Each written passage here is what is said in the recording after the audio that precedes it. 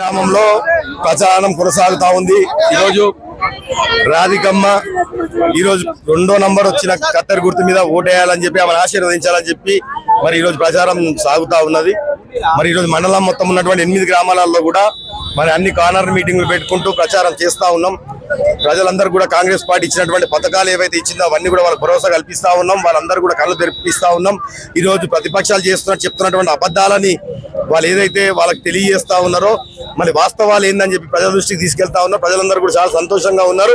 మరి ఈ ప్రాంతంలో నల్లవల్లిలో తప్పకుండా మరి రాధికమ్మని బంపర్ మెజార్టీతో ప్రజలందరూ కూడా ఆశీర్వదించబోతా ఉన్నారు. కత్తెరగూడ బంపర్ మెజార్టీతో గెలిపించబోతా ఉన్నారు 11వ తారీఖు నాడు. బ్రేకింగ్ న్యూస్ కి నమస్కారం.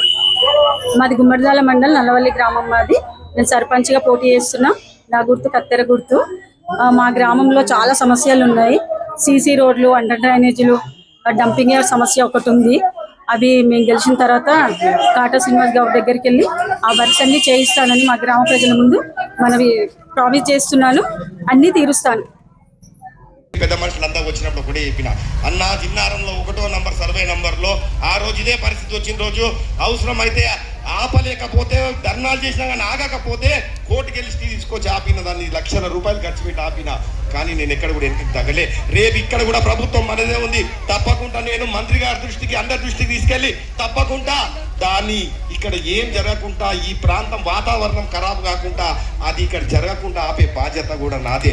మీ అందరికి కూడా ఆ రోజు చెప్పిన మన దాంట్లో మనము ఎవ్వడు ఒక్కడన్నా జారకుండా చూసుకోండి.